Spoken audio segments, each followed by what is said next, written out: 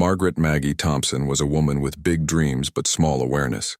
She lived in a quiet, unremarkable town in the United States, where life moved at a slow pace and opportunities for adventure were rare.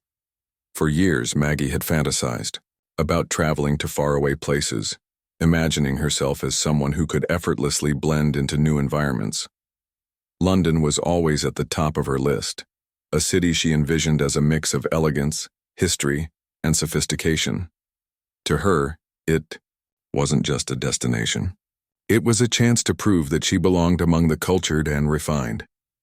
When Maggie finally saved enough money for her trip, she packed her bags with excitement.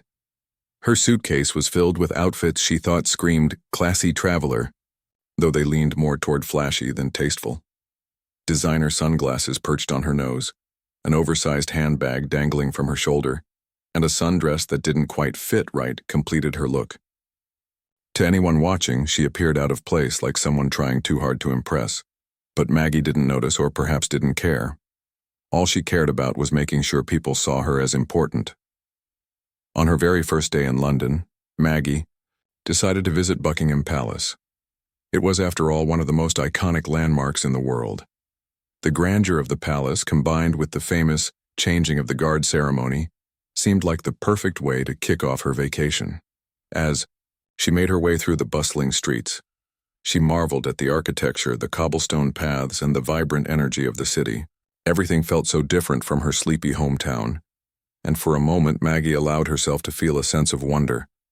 But beneath her cheerful exterior lay a simmering frustration.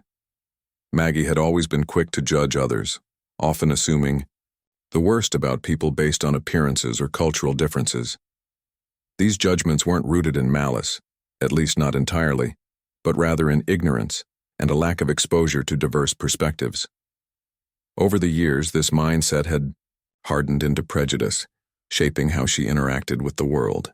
And now, standing amidst a sea of tourists outside Buckingham Palace, those biases began to bubble to the surface.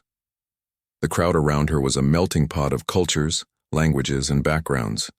Families snapped photos, children giggled with excitement, and couples posed for selfies. Everyone seemed happy, eager to soak in the magic of the moment, but Maggie couldn't fully enjoy it. Instead, she found herself growing increasingly irritated by what she perceived as chaos.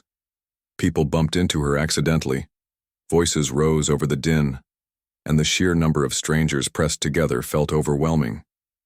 In her mind, these minor inconveniences became magnified, fueling her impatience. Then there were the royal guardsmen themselves, the centerpiece of the spectacle. Dressed in their striking red tunics and bearskin hats, they stood motionless, exuding an aura of discipline and dignity. To most visitors, their stoicism was awe-inspiring, a testament to tradition and precision. But to Maggie, it felt cold and unwelcoming. She couldn't understand why they refused to acknowledge the throngs of admirers surrounding them. Didn't they realize how lucky they were to be admired? Why weren't they smiling? Why didn't they respond when spoken to? Her irritation reached its peak when she approached one of the guardsmen directly. Standing close enough to see the intricate details of his uniform, she tried to strike up a conversation. "Nice hat," she said loudly, leaning in as if expecting him to break character and thank her. When he didn't react, not even a flicker of acknowledgement, Maggie's face flushed with embarrassment and anger. How dare he ignore her? Who did he think he was? To make matters worse, several bystanders chuckled at her failed attempt to engage the guard. Some whispered to each other, likely amused by her audacity. Maggie misinterpreted their laughter as mockery directed at her, further inflaming her temper. What started as mild annoyance quickly escalated into full-blown resentment. In her mind, the guard, and by extension everyone else around her, was deliberately disrespecting her. Never mind that his silence was part of his duty. Never mind that protocol dictated his behavior. None of that mattered to Maggie. All she could focus on was the perceived slight. As the minutes ticked by, Maggie's thoughts spiraled. She convinced herself that the guard's refusal to engage with her was personal, a deliberate act meant to belittle her. Her frustration turned into something darker, fueled by long-held prejudices she rarely acknowledged. Before she knew it, her hands clenched into fists, and her jaw tightened with resolve. Something inside her snapped, and in that moment she decided to take matters into her own hands.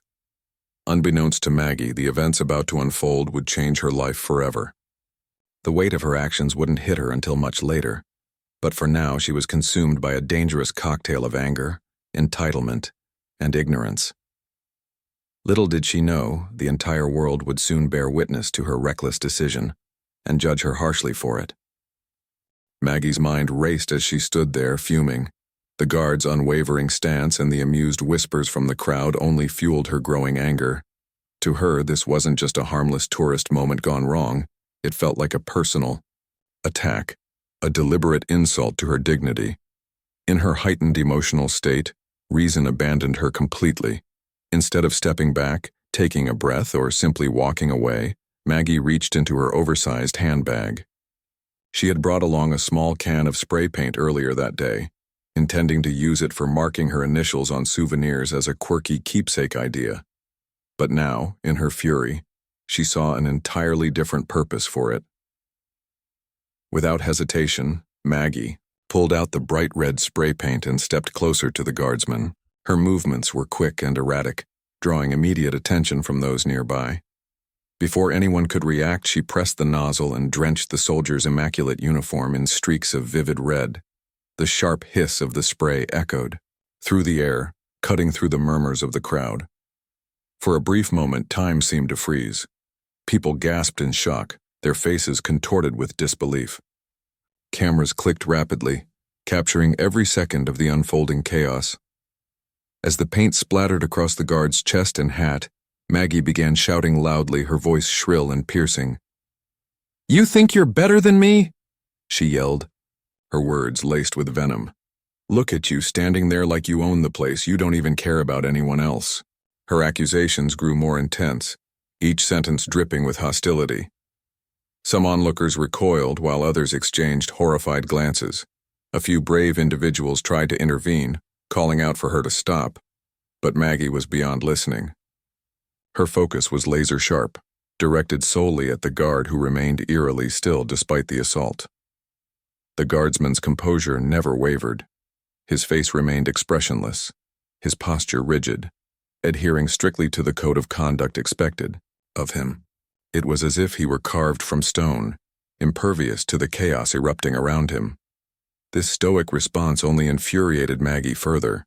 To her, his silence was not professionalism, it was arrogance, a final act of defiance meant to mock her. She leaned in even closer, spraying more paint until the can ran empty.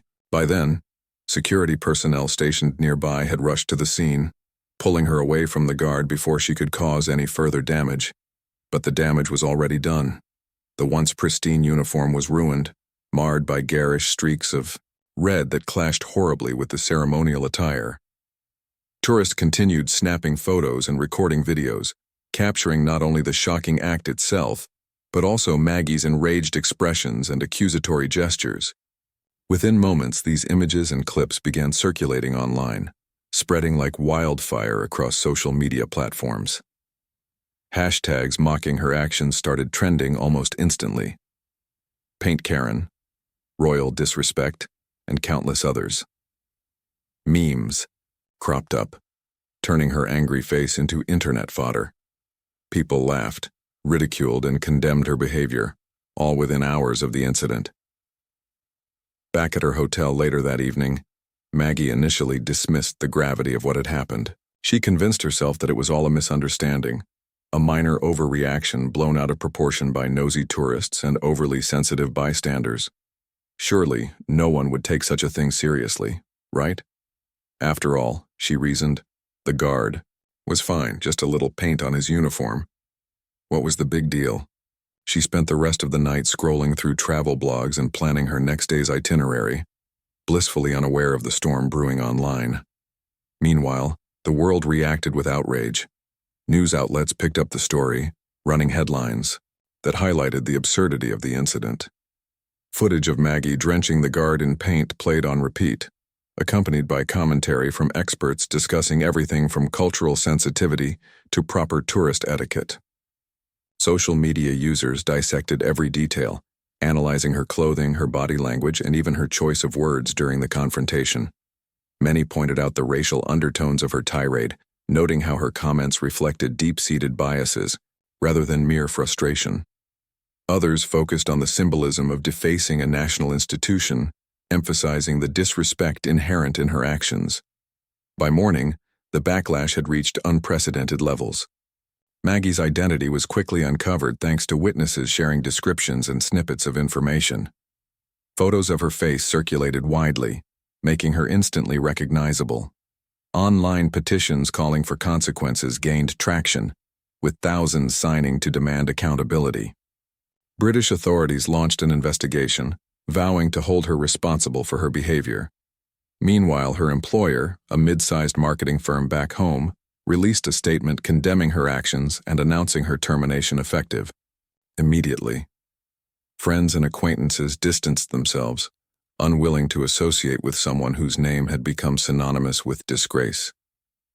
It wasn't until Maggie ventured outside her hotel room the following afternoon that reality truly hit her. As she walked toward a nearby cafe, passers-by stopped and stared, some whispering behind cupped hands, others pointing openly. A group of teenagers snapped photos of her, giggling as they uploaded them to their phones. Even the barista at the cafe recognized her, refusing to serve her without comment. Humiliated and confused, Maggie retreated to her room, where she finally confronted the truth. Her life as she knew it was over. For hours she sat alone, staring at her phone as notifications poured in. Messages from friends turned cold and distant. Family members expressed disappointment, and strangers bombarded her social media accounts with insults and threats. Every post, every article, every meme reminded her of the magnitude of her mistake. The weight of public opinion crushed her, leaving her feeling isolated and powerless. Yet even in this moment of reckoning, Maggie struggled to fully grasp why her actions had sparked such widespread condemnation. To her, it had been a fleeting tantrum, a lapse in judgment. But to the rest of the world, it represented something far greater, a stark reminder of the harm caused by prejudice and entitlement. Little did Maggie know, this was only the beginning. The fallout from her reckless decision would continue to unfold in ways she couldn't yet imagine, shaping her future in profound and irreversible ways. By the time Maggie woke up on the third day of her London trip, her world had transformed into a nightmare. The cheerful optimism she'd felt when she first arrived in the city was now replaced by dread and despair. Her phone buzzed incessantly, with notifications, each one delivering another blow to her already fragile state. Social media platforms were ablaze with discussions about her. Memes mocking her actions flooded timelines, and news articles dissected every detail of the incident. She couldn't escape the humiliation no matter how hard she tried. At first, Maggie thought it would be best to stay indoors, hoping that if she avoided going outside, the storm might pass. But even within the confines of her hotel room, the weight of public opinion pressed down on her. Friends who had once eagerly liked her vacation photos now blocked her on social media. Family members sent terse texts expressing their disappointment, some outright refusing to speak with her. Her husband's messages were the hardest to read. He accused her of embarrassing their family name and hinted at separation. It wasn't just strangers criticizing her anymore. The people closest to her were turning their backs too. The professional repercussions came swiftly. Back home, her employer issued a formal statement condemning her behavior and announcing her immediate termination. "We do not tolerate actions that reflect poorly on our values," the statement read. Maggie had worked for the company for over a decade, climbing the ranks slowly but steadily. Losing her job wasn't just financially devastating, it was a blow to her identity. For years, she had prided herself on being a reliable employee, someone who got things done. Now she was reduced to a punchline, a cautionary tale about unchecked privilege and poor decision-making. As if losing her job wasn't enough, legal troubles loomed large. British authorities took the incident seriously, charging her with vandalism, public disorder, and hate crimes. The latter charge particularly stung because Maggie hadn't considered her words or actions racially motivated. In her mind, She had simply been angry, justifiably so, she still believed, at the guard's refusal to acknowledge her. But the video footage told a different story. Her choice of words during the confrontation, combined with her aggressive demeanor, left little room for interpretation. Prosecutors painted her as someone who let prejudice guide her actions, and the court of public opinion agreed wholeheartedly. Maggie began receiving threatening messages from strangers around the globe. Some demanded apologies, others called for harsh punishments, and a few went as far as wishing harm upon her. Her email inbox filled with hate mail, and her phone number somehow leaked online, leading to endless calls and texts from people hurling insults. At one point, she unplugged her phone entirely, unable to bear the constant barrage of negativity.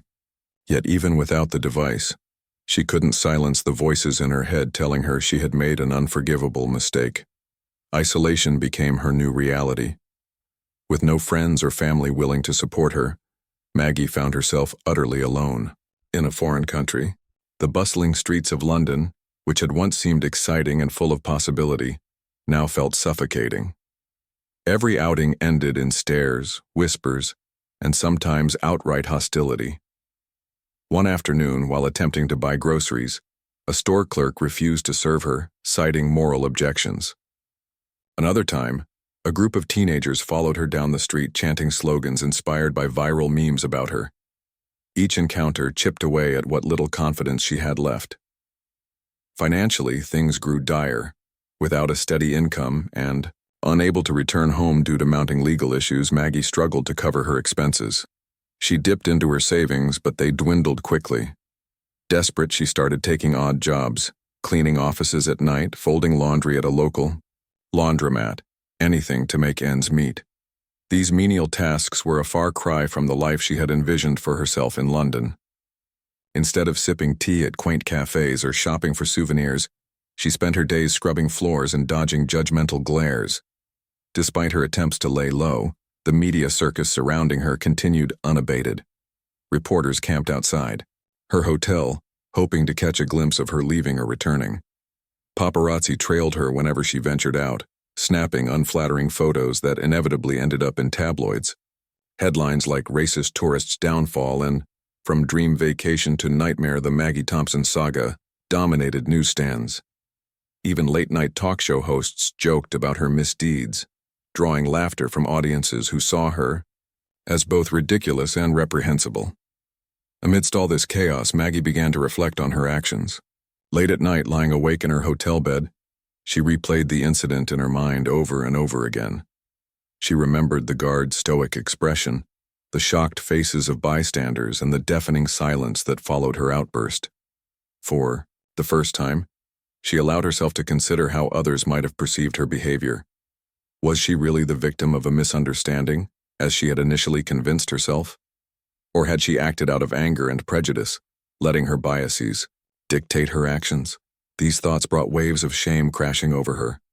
Maggie realized that her tirade hadn't been spontaneous. It was rooted in deeply ingrained attitudes she had ignored for years. Growing up in a predominantly homogeneous community, she had rarely interacted with people from diverse backgrounds. Over time, stereotypes and misconceptions had taken root in her mind, shaping how she viewed the world. What happened at Buckingham Palace wasn't an isolated incident. It was the culmination of years of unchecked ignorance and entitlement. Yet, acknowledging her flaws didn't absolve her of responsibility. No amount of reflection could undo the damage she had caused, not to the guard whose uniform she had ruined, nor to the countless individuals hurt by her words and actions. As much as she wanted to turn back time and erase that fateful moment, she knew it was impossible. All she could do now was face the consequences of her choices and hope, however faintly, that someday she might find a way to rebuild her shattered life.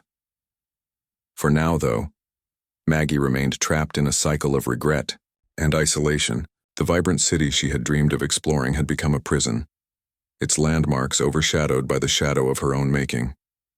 Every corner she turned reminded her of her fall from grace, every interaction a painful reminder of how far she had fallen. And as the days stretched into weeks, she wondered if redemption was even possible. or if she would forever be known as the woman who drenched a royal guard in paint and destroyed her own life in the process. The day of Maggie's trial arrived, and it felt like the entire world was watching. The courtroom was packed with reporters, photographers, and curious onlookers eager to witness the culmination of what had become a global spectacle. Television crews set up outside the building, broadcasting live updates as people gathered to catch a glimpse of the infamous racist Karen. Social media buzzed with anticipation, hashtags related to the case trending worldwide. For Maggie, this wasn't just a legal proceeding. It was a public reckoning, her chance to face the consequences of her actions while under the intense scrutiny of millions. Maggie walked into the courtroom flanked by her lawyer, her head bowed, low to avoid meeting anyone's gaze. Gone was the flashy outfit and oversized sunglasses. Instead, she wore a plain black dress and minimal makeup, an attempt to appear humble and contrite. Her hands trembled as she clutched a tissue, and dark circles under her eyes betrayed weeks of sleepless nights. She looked smaller somehow, diminished not just by the weight of her circumstances, but also by the sheer magnitude of public opinion stacked against her. Prosecutors wasted no time in presenting their case. They began by showing footage of the incident at Buckingham Palace, playing it on a large screen for everyone in the room to see. The video captured every detail, the spray paint arcing through the air, the guard standing motionless, and Maggie shouting angrily. Prosecutors emphasized how her behavior wasn't merely impulsive or misguided, but rather emblematic of deeper prejudices. They argued that her words and actions were racially charged, targeting the guardsman based on his ethnicity and uniform. Witnesses who had been present during the confrontation testified about feeling uncomfortable and offended by her tirade, reinforcing the prosecution's narrative. Defense attorneys countered by portraying Maggie as someone who had acted out of frustration rather than malice. They highlighted her lack of prior criminal history and described her as a product of her environment, someone raised in a sheltered community with limited exposure to diversity. They claimed that her outburst was a momentary lapse in judgment, exacerbated by stress and cultural misunderstandings. To support their argument, they called character witnesses, including a former co-worker who spoke about Maggie's generally kind demeanor before the incident. But these efforts fell flat in the face of overwhelming evidence and public sentiment. Even the judge seemed unmoved, frequently interrupting the defense with pointed questions that underscored the gravity of Maggie's actions. As the trial progressed, Maggie listened silently, her face pale and expressionless. At times, tears welled up in her eyes, though whether from genuine remorse or sheer exhaustion was unclear. When it came time for her to take the stand, she hesitated, visibly nervous. Her voice wavered as she recounted the events leading up to the incident, explaining how frustration and embarrassment had clouded her judgment. She admitted to holding prejudiced views in the past, but insisted that she hadn't intended to cause harm. "I never meant to hurt anyone," she said softly, her voice breaking. "I was angry and didn't think about what I was doing." Despite her apology, few in the courtroom appeared convinced. Journalists scribbled notes furiously, capturing every word for their stories. Spectators exchanged skeptical glances, whispering among themselves about the sincerity, or lack thereof, of her testimony. Some rolled their eyes when she mentioned her upbringing as an explanation for her behavior, dismissing it as an excuse rather than a legitimate justification. By the end of her testimony, Maggie sank back into her seat, defeated and drained. Closing arguments brought the trial to a dramatic close. The prosecution delivered a scathing rebuke, describing Maggie's actions as a direct attack on British traditions and values. They urged the court to impose strict penalties, citing the need to send a clear message that such behavior would not be tolerated. "This is more than vandalism," the lead prosecutor declared. "It is an affront to respect, dignity, and inclusivity, principles we hold dear as a society." Meanwhile, the defense pleaded for leniency, arguing that Maggie had already suffered enough through public humiliation and personal losses.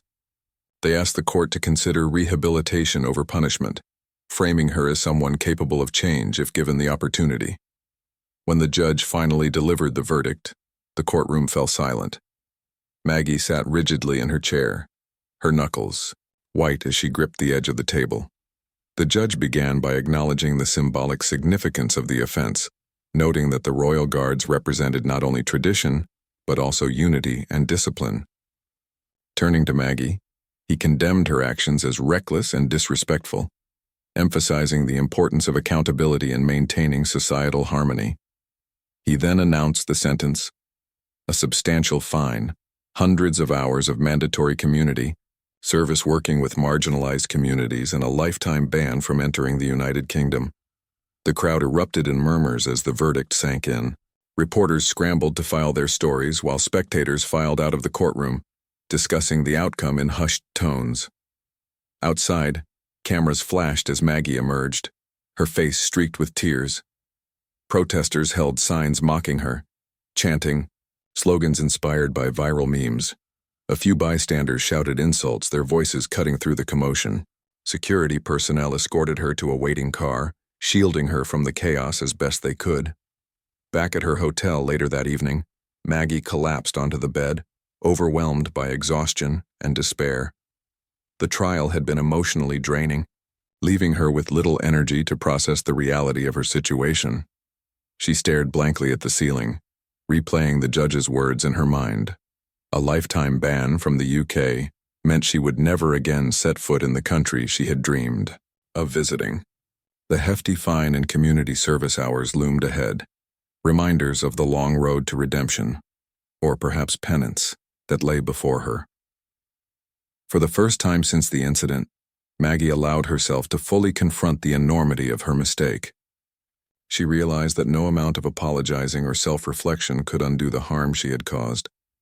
The guard whose uniform she had ruined might forgive her, but the trust broken between her and society would take years, if ever, to repair. Stripped of her job, her reputation, and her sense of belonging, Maggie understood that rebuilding her life would require more than just saying sorry. It would demand humility, hard work, and a willingness to confront the biases that had led her astray in the first place. That night, as rain pattered against the window pane, Maggie made a quiet vow to herself. Whether anyone believed her or not, she decided to use this painful chapter as a turning point. She didn't know what the future held, but one thing was certain: she couldn't go back to the person she used to be. And so, amidst the ruins of her old life, Maggie began the painstaking process of starting anew, a journey fraught with challenges, but perhaps, just maybe, offering a glimmer of hope for redemption. Returning to the United States was a daunting prospect for Maggie. The media frenzy had died down somewhat, but her infamy lingered like a shadow she couldn't shake. Her hometown, once a place of quiet anonymity, now felt suffocating. Neighbors whispered behind closed doors, and local news outlets occasionally revisited her story, keeping the wound fresh. Unable to find employment in her field due to the stigma attached to her name, Maggie struggled to make ends meet. She took on odd jobs, cleaning houses, stocking shelves at a grocery store, and even working part-time at a gas station. Each day felt like an uphill battle, not just financially, but emotionally. The community service hours imposed by the court added another layer of difficulty to her life. Maggie was assigned to volunteer at organizations that supported marginalized groups, including immigrant families, refugees, and low-income communities. At first, she approached these tasks with reluctance, dreading the judgment she assumed she'd face from those she was meant to help. But over time, something unexpected happened. As she interacted with people whose lives were vastly different from hers, she began to see them not as abstract concepts or stereotypes, but as individuals with hopes, dreams, and struggles of their own. One particular experience stood out during her volunteering journey. She was paired with a young boy named Amir, the son of Syrian refugees who had recently resettled in the area. Amir's family ran a small bakery, and Maggie was tasked with helping them organize supplies and manage inventory. Initially, Amir's parents eyed her warily, clearly aware of her past. They exchanged few words with her, communicating only when necessary. But Amir, curious and unburdened by adult prejudices, struck up conversations with Maggie whenever he could. He told her about his love for soccer, his dreams of becoming a chef, and how much he missed his grandparents back in Syria. Through Amir, Maggie found herself opening up in ways she hadn't thought possible. She shared stories of her childhood, her failed marriage, and the loneliness that had consumed her since returning home. In turn, Amir's family slowly warmed to her, recognizing her genuine efforts to connect and contribute. By the end of her time with them, they invited her to share meals and celebrate holidays together. For the first time in years, Maggie felt a sense of belonging, however fragile it might have been. Despite these small victories, redemption remained elusive. Public opinion still leaned heavily against her, and many viewed her attempts at reform as insincere or performative. To address this skepticism, Maggie agreed to participate in a documentary exploring themes of racism, accountability, and personal growth. Filmmakers followed her as she navigated her new reality, capturing candid interviews where she admitted to holding prejudiced beliefs and expressed remorse for her actions. She spoke openly about the incident at Buckingham Palace, acknowledging the harm she had caused and taking full responsibility for her behavior. The documentary sparked mixed reactions upon its release. Some viewers appreciated her vulnerability and willingness to confront uncomfortable truths about herself. They saw her participation as a step toward meaningful change, applauding her commitment to learning from her mistakes. Others, however, dismissed her apology as too little, too late. Critics argued that her actions merited more than mere regret, that real accountability required consistent effort over time.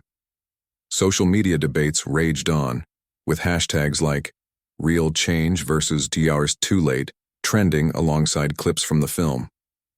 While the documentary didn't erase the damage done, it did provide Maggie with a platform to share her story authentically.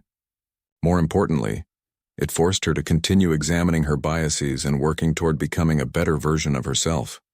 She enrolled in workshops focused on cultural sensitivity and diversity training, determined to educate herself beyond surface-level understanding. She joined online forums and support groups for people grappling with similar challenges, finding solace in shared experiences and mutual encouragement.